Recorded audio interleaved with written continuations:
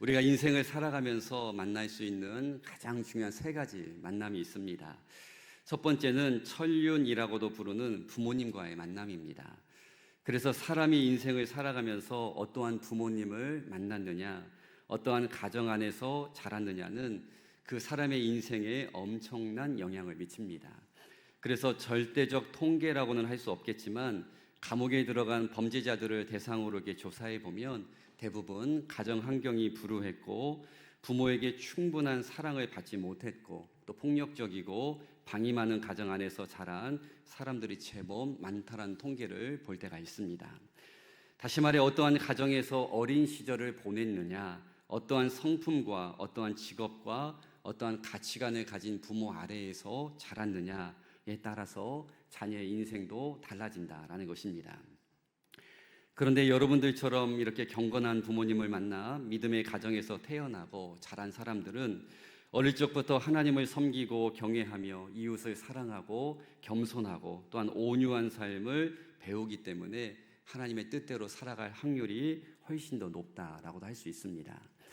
그래서 부모와의 만남이 참 중요하다라고 할 수가 있습니다. 다음으로 우리 인생에 있어서 아주 중요한 만남이 있는데요, 어쩌면 가장 긴 시간을 함께 보내는 인생의 동반자라고도 할 수 있는 배우자와의 만남이 정말 중요합니다. 그런데 앞선 부모와의 만남은 내가 선택할 수 없지만 배우자의 만남은 내가 선택할 수 있다라는 차이점이 있습니다. 그래서 내가 어떠한 배우자를 선택하고 함께 하느냐에 따라서 행복한 가정을 이룰 수도 있지만 반대가 될 수도 있습니다. 우리 주변에서 자주 볼 수 있지만 때로 자신은 부족한데 배우자를 아주 잘 선택하고 만나서 인생이 완전히 달라지고 또 행복한 삶을 살아가는 분도 많이 있습니다. 제가 지금까지 말씀드린 이 두 가지 만남은 우리들의 삶에 지대한 영향을 미칩니다. 그래서 이 두 만남으로 인해 우리의 인생이 평안하고 행복할 수도 있지만 정반대로 불행과 실패로 귀결될 수도 있습니다. 그런데 여러분, 이 두 가지 만남보다 훨씬 더 중요한 우리의 인생에 있어서 가장 본질적 만남이 있습니다. 이 만남이 누구와의 만남일까요? 바로 살아계신 하나님과의 만남입니다. 그래서 저와 여러분들이 하나님과의 만남을 가졌느냐 그렇지 않느냐에 따라서 우리의 영원한 미래도 달라지지만 이 땅에 살아가는 동안 삶의 내용도 달라지게 되어 있습니다. 그리고 우리는 하나님과의 만남을 통해서 내가 누구인지를 정확하게 깨달을 수 있고 이 땅에서 내가 어떠한 목적으로 살아가야 하는지도 역시 하나님과의 만남을 통해서 알 수 있고 이렇게 우리의 인생이 하나님과의 만남을 통해서 완전히 새롭게 펼쳐지게 된다라는 것입니다. 프랑스 출신의 유명한 철학자인 파스칼이 이러한 말을 했습니다. 모든 사람의 마음 속에는 하나님께서 만드신 하나의 공백이 있다. 다시 말해 세상에 그 무엇으로도 채울 수 없는 하나님만이 채울 수 있는 공간이 저와 여러분들의 마음속에 다 있다라는 것입니다. 그래서 우리 모두에게는 반드시 하나님과의 만남이 필요합니다. 왜냐하면 우리의 마음은 아무리 인간적인 물질과 명예와 명품과 같은 이런 세상적인 것으로 참된 만족을 경험할 수가 없고 세상이 주는 즐거움과 쾌락으로 영원한 안식을 누릴 수가 없기 때문입니다. 다시 말해 저와 여러분들의 마음은 오직 하나님만이 온전히 채울 수 있고 오직 하나님만이 참된 만족과 영원한 즐거움을 우리 가운데 주시고 또한 영원히 목마르지 않는 참된 기쁨과 평안은 오직 하나님으로부터만 허락이 된다라는 것입니다. 그래서 오늘 자세하게 나누겠지만 저와 여러분들은 반드시 하나님과의 인격적 만남이 있어야 합니다. 나는 교회에 오래 다녔으니 나는 당연히 하나님을 만났지 이런 막연한 신념이 하나님을 만난 것이 아닙니다. 그리고 나는 기도하면서 눈물이 좀 나던데 그때 하나님을 만난 거 아닙니까? 이런 감정적인 일시적 변화 하나님을 만난 거 아닙니다. 성경의 인물들이 만났던 그 하나님을 지금 이 시대에도 우리들이 만나야 한다는 것입니다. 왜냐하면 앞서도 말씀드렸지만 하나님과의 만남이 있었느냐에 따라서 신앙생활의 모습도 확연하게 달라지고 또한 하나님을 인격적으로 만난 성도와 교회는 오래 다녔지만 하나님을 만나지 못한 성도의 신앙생활의 내용과 또 그 모습을 보면 하늘과 땅 차이만큼 아주 모습이 다르게 나타나기 때문입니다. 오늘 우리가 읽은 본문은 바울이 많은 유대인들 앞에서 긴 설교처럼 말하는 내용 같지만 사실 그 내용을 자세하게 살펴보면 바울의 신앙의 고백이요 간증이라고 할 수가 있습니다. 여러분들께서도 아마 간증을 많이 들어보셨을 텐데 간증에는 반드시 세 가지 요소가 들어가야 합니다.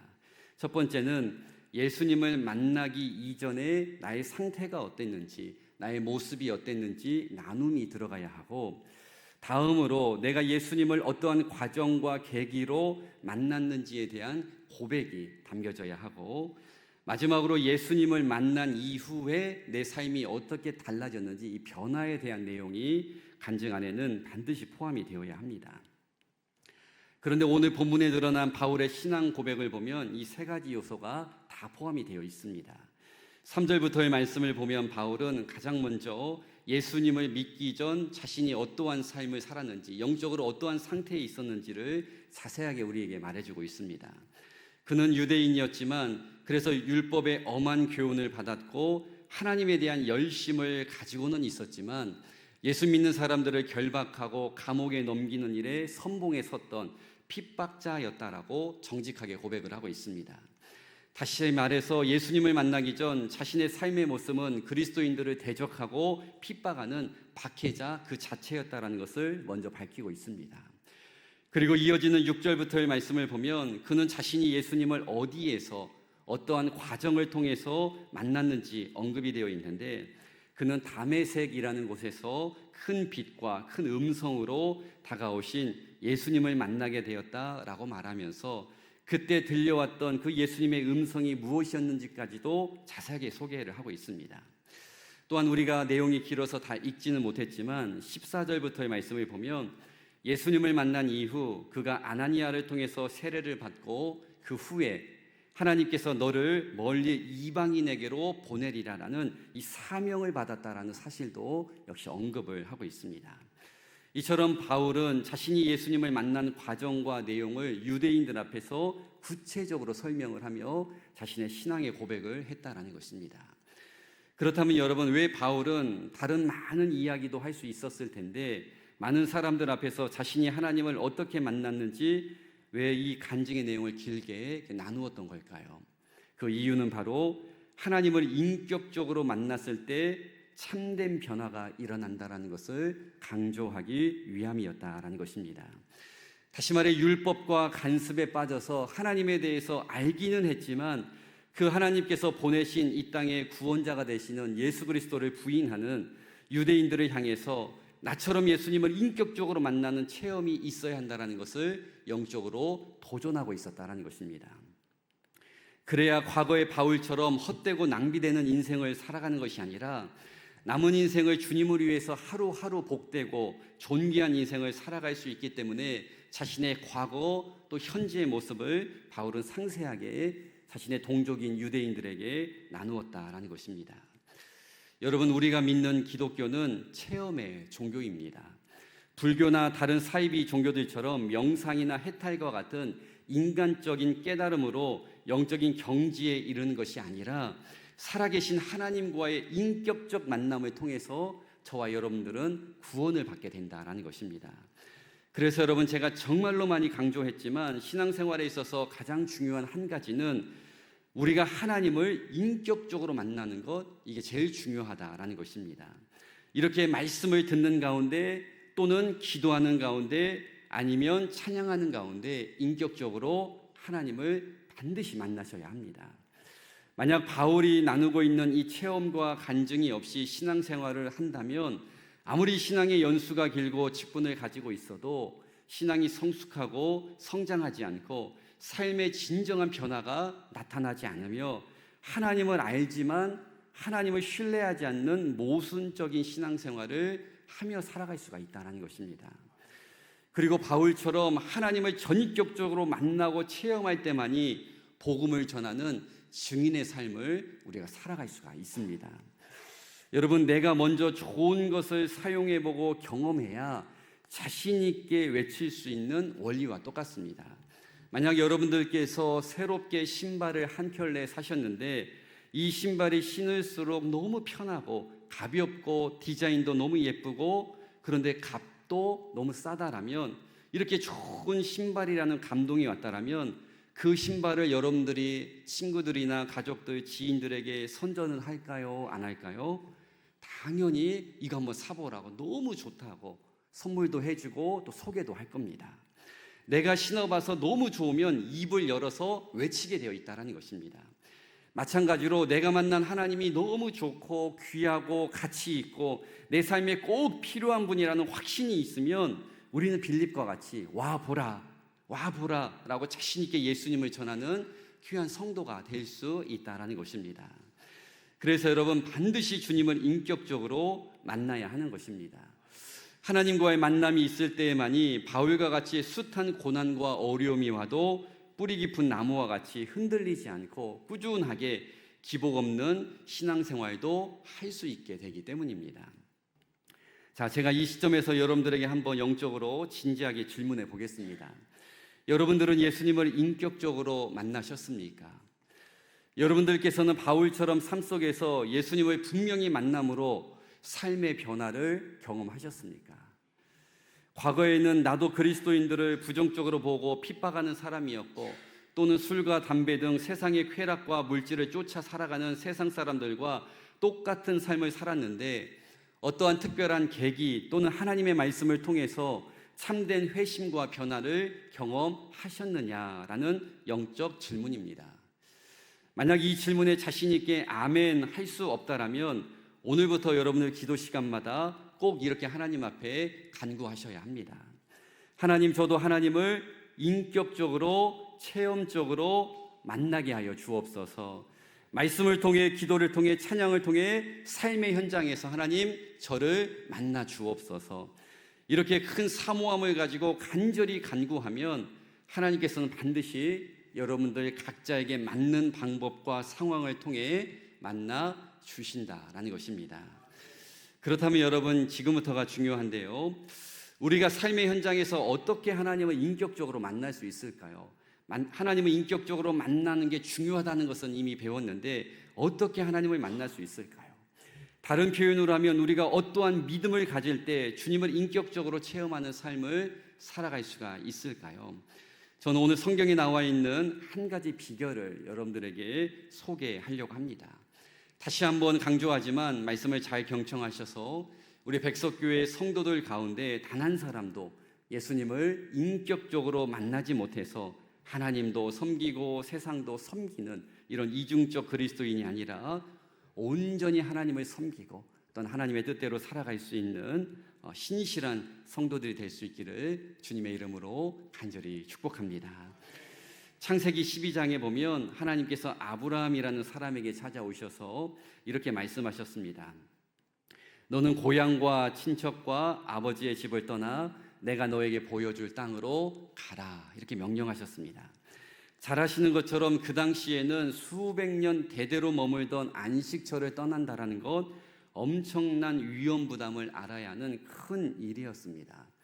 외부인에 대한 배타적 문화가 강한 시절이었기 때문에 이 홈그라운드를 떠나서 내가 새로운 땅으로, 전혀 알지 못하는 미지의 땅으로 이사를 간다라는 것, 정말로 많은 위험을 감수해야 하는 일이었습니다.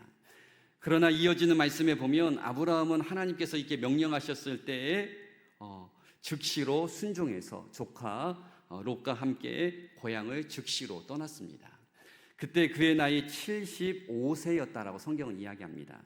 여러분, 75세의 나이라면 떠돌다가도 고향으로 돌아와서 안착을 해야 하는 나이입니다. 그러나 아브라함은 하나님의 말씀 앞에 군말 없이 핑계 없이 나이도 많았지만 온전히 순종하는 모습을 보였다라는 것입니다. 또한 여호수아 3장에 보면 가나안 땅을 향해 가던 이스라엘 백성들에게 큰 장애물이 찾아왔습니다. 바로 요단이라는 큰 강이 곡식 거두는 시기가 되어서 언덕에 넘칠 정도로 물이 가득 채워져 있어서 이스라엘 백성들의 앞길을 막고 있었다라는 것입니다. 그래서 여호수아와 이스라엘 백성들은 다른 우회로를 찾을 것인지 아니면 빨리 뗏목을 만들어서 조를 짜서 건너야 할지를 결정해야 했습니다. 그런데 바로 이때 하나님께서 지도자인 여호수아에게 이성적으로 도저히 이해하기 어려운, 납득하기 어려운 명령을 한 가지 내리셨습니다.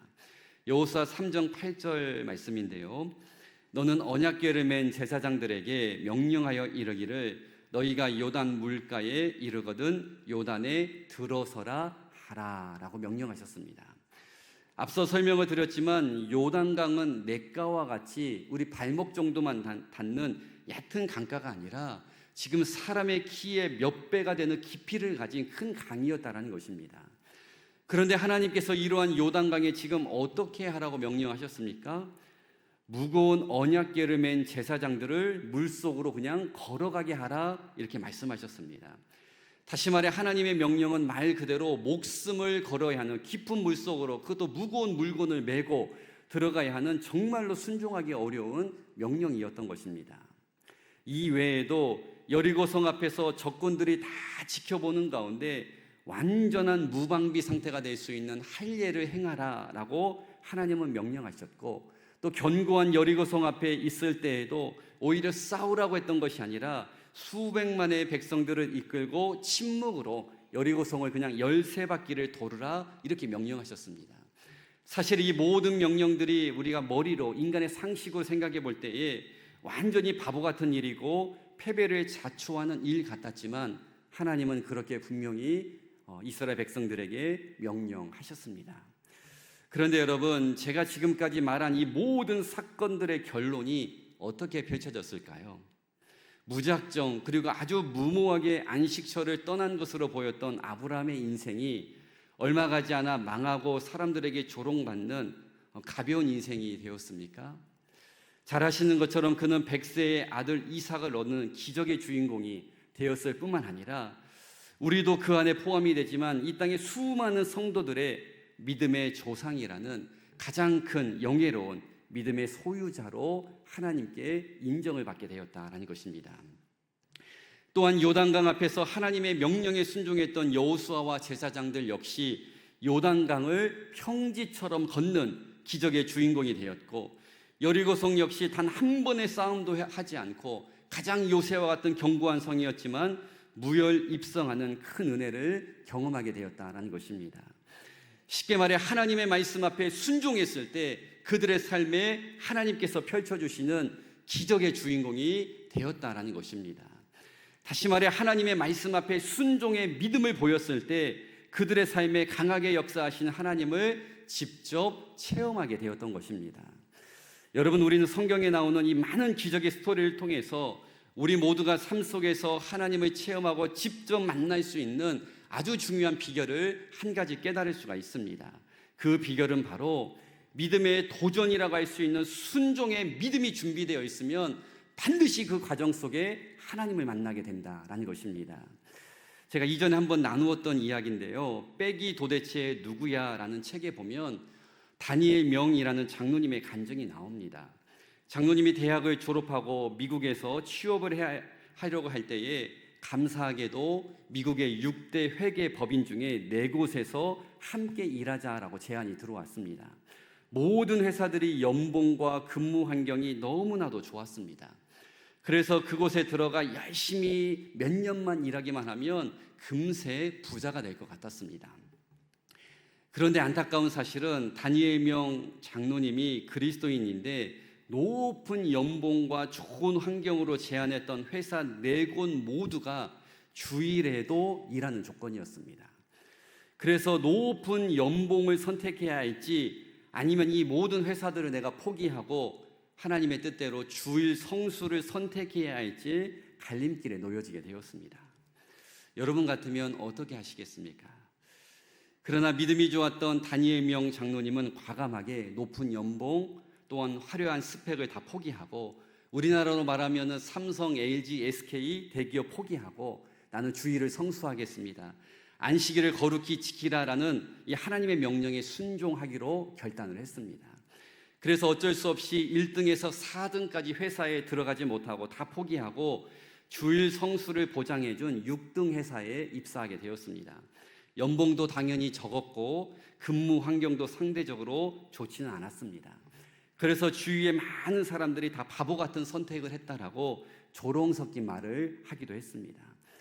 그런데 여러분, 불과 몇 년 후에 아주 놀라운 일이 벌어지게 되었는데요. 자신이 들어가고 싶어 했던 1등과 2등 회사가 비리에 휘말려서 갑자기 풍비박산이 나버렸고, 자신이 선택한 6등 회사는 오히려 5등 회사와 합병해서 아주 빠르게 업계에서 1등 회사로 등극을 하게 되었다는 것입니다. 그리고 다니엘명 장로님은 그 회사에서 초고속 승진을 거듭하며 말 그대로 성공 가도를 달리게 되었습니다. 이 간증을 나누며 저자는 이렇게 책에서 고백을 했습니다. 나는 하나님을 위해 꼴등을 선택했는데 하나님께서 나를 위해 1등으로 만들어 주셨습니다. 사랑하는 여러분, 이것이 바로 순종을 통해 우리의 삶에 찾아오는 기적이며 삶의 현장에서 우리가 믿음으로 하나님을 체험하게 되는 간증이라는 것입니다. 때로 도저히 나의 머리로 이해가 안 되고 마음으로 동의가 되지 않아도 하나님께서 나에게 분명하게 말씀하시고 감동을 주셨다면, 또한 그 일이 하나님 기뻐하신 일이라는 확신이 주어졌다면 믿음의 도전이라고 할 수 있는 순종의 길을 걸어가야 우리는 그 길 가운데에서 하나님을 만나게 된다라는 것입니다. 다시 말해, 기적은, 하나님을 만나는 일은 그냥 하늘만 보고 있다고 해서 그냥 주어지는 것이 아니고, 우리가 신앙생활을 오래 한다고 해서 자연히 하나님을 만나는 것도 아니고, 삶의 현장에서 때로는 이성을 뛰어넘어 나의 형편과 나의 상황을 돌파하는 믿음의 도전이 있어야 그 믿음과 순종을 통해서 하나님을 인격적으로 체험하게 되고, 다니엘명 장로님처럼 사람의 힘으로 할 수 없는, 체험할 수 없는 하나님만이 주실 수 있는 기적의 주인공이 바로 저와 여러분도 될 수가 있다라는 것입니다. 여러분, 분명히 기억하십시오. 믿음을 심어야 기적의 열매를 거두게 됩니다. 순종을 심어야 하나님을 만나게 된다라는 것입니다. 그런데 평생 좁은 나의 생각, 한정된 나의 경험, 미미한 나의 육적인 수준에 갇혀서 삶 속에서 어떠한 믿음의 도전도 하지 않고 늘 내가 정해놓은 그 선 안에서만 편안하게 안주하는 삶을 살아간다면 절대로 하나님을 만날 수 없게 된다라는 것입니다. 한 교회 이야기를 잠시 나누려고 하는데요. 여러분들도 잘 아시는 분당 우리교회의 이찬수 목사님 이야기입니다. 분당 우리교회와 이찬수 목사님은 몇 년 전 아무도 시도하지 못한 놀라운 일을 행했습니다. 우리 한국에 수만 개의 교회가 있지만 어느 교회도 시도하지 못했던 일인데, 그 일은 바로 2만 명의 출석 성도 중에 5천 명만 교회에 남기고 나머지 15,000명 이상을 29개의 교회를 개척해서 다 그 작은 교회로 성도들을 파송하는 일이었습니다. 여러분, 이 일이 쉬웠을까요? 수십 년 함께했던 성도들을 강제로 입양을 보내는 일이 아마도 목사님도 성도들끼리도 가슴 찢어지는 일이 되었을 겁니다. 그리고 이왕이면 우리 교회가 더 커지기를 원하고 우리 교회가 더 성장해서 큰 일을 감당하고 싶지, 우리 교회를 일부러 더 작게 만들고 쪼개는 일, 어떠한 목회자와 성도들이 반갑게 여기겠습니까?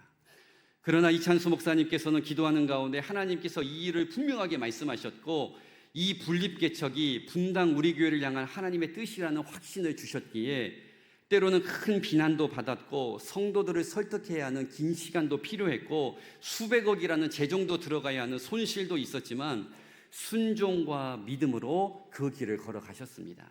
그 결과 29개의 교회가 새롭게 세워졌고 모두 다 자립을 했고 지금 아주 건강한 교회로, 대부분 다 수백 명씩 교회로 성장해 나가는 그런 아름다운 일이 벌어지게 되었다는 것입니다. 분당 우리 교회라는 한 교회가 하나님의 말씀 앞에 이성과 경험을 뛰어넘어 온전히 순종했을 때 믿음의 도전을 하니 건강한 교회가 29개나 새롭게 탄생하게 되었고, 이 체험을 바탕으로 분당 우리 교회는 지금 꿈 넘어 꿈이라는 2차 프로젝트를 통해서 이번에는 전국에 있는 미자립 교회들을 실제로 돕는 사역을 하고 있습니다. 여러분, 한 교회의 믿음, 한 교회의 순종으로 인해서 29개 교회가 새로 태어나는 기적이 일어난 것처럼 여러분 한 사람이, 우리 백석교회 한 교회가 하나님의 말씀 앞에 온전히 순종하고 우리가 믿음으로 도전하면 하나님께서 그 믿음에 함께하사 우리 교회를 통해서도 저와 여러분들을 통해서도 놀라운 기적을 베풀어 주시는 줄로 믿으시기 바랍니다. 우리가 아브라함처럼 여호수아처럼 다윗처럼 순종의 마음으로 믿음의 발걸음을 떼면 그 과정에서 나의 삶과 가정을 책임져 주시는 하나님을 반드시 우리는 만나게 될 것이고, 하나님 차원의 하나님의 스케일로 우리는 큰 은혜와 또한 기적과 같은 놀라운 축복을 경험하게 될 줄로 믿습니다. 그러므로 여러분, 오늘부터 절대로 우리는 우물안 안에 있는 신앙인이 되면 안 됩니다. 좁은 시각에 갇히면 안 되고, 하나님 안에서 큰 꿈을 가지고 큰 소망을 가지고 나를 통해서도 하나님은 놀라운 역사를 일으키실 수 있다. 나를 통해서도 하나님은 선교사님을 파송하고 교회를 개척할 수 있다라는 큰 비전을 가지고 놀라운 영적인 세계 안에서 살아갈 수 있기를 주님의 이름으로 간절히 축복합니다.